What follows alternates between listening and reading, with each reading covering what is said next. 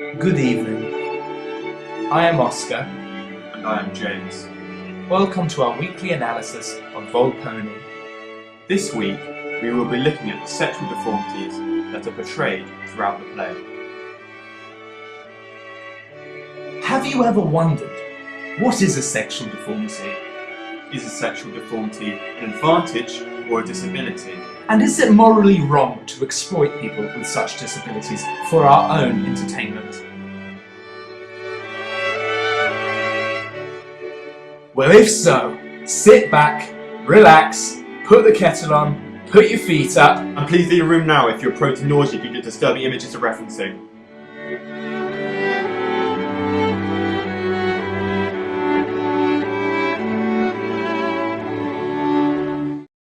What is sexual deformity?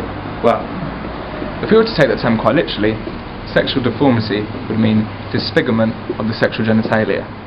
Now, examples of this in Volpone would be androgyno and castrone. A sexual deformity, a defect that hinders a person from having sex.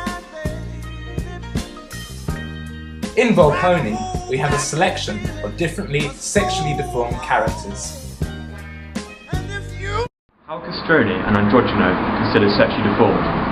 Well, castrone is a eunuch who is castrated. Androgyno is hermaphrodite, has both male and female genitalia. But does a sexual deformity have to be a physical deformity? For example, in Volpone we have the chastity belt. Could we regard this as a sexual deformity?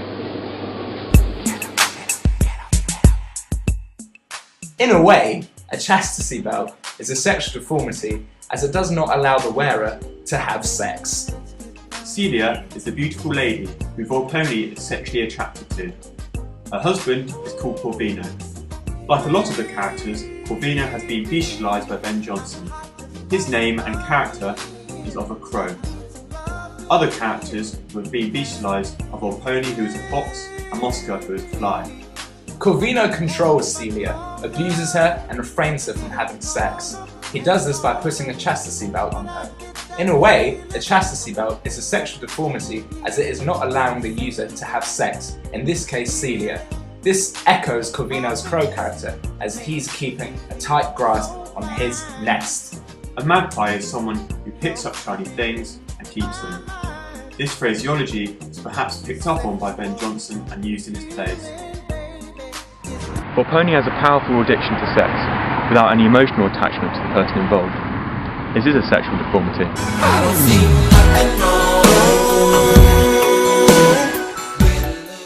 Although Volpone is portrayed as a happy man, and perhaps fulfilled as well, not morally or in a way a family man would be, but fulfilled with money and riches. The three jesters are a substitute for not having children in a sort of grotesque way. Volpone has a powerful addiction to sex, some could say overpowering. It is his lust for Celia that leads to his fume. Is sexual deformity portrayed positively or negatively? Well, with the characters androgyno and castrone, we see that they actually use their sexual deformity to their own benefit. However, they are exploited, and perhaps Ben Jonson actually tapped into that human psyche of exploitation in those eras, which actually still is in our era. Deformities at this time weren't uncommon, but people with deformities were still a spectacle, just like they have always been throughout history. John Merrick was exploited for his deformities in a disgusting and inhumane way. This was years after Jonson's Volpone.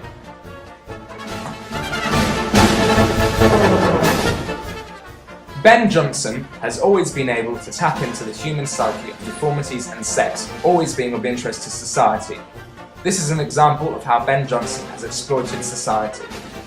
This shows the way Ben Jonson is renowned as such a good playwright, as his writings have been able to stand the test of time. Thanks for watching, and we'd love to answer any questions.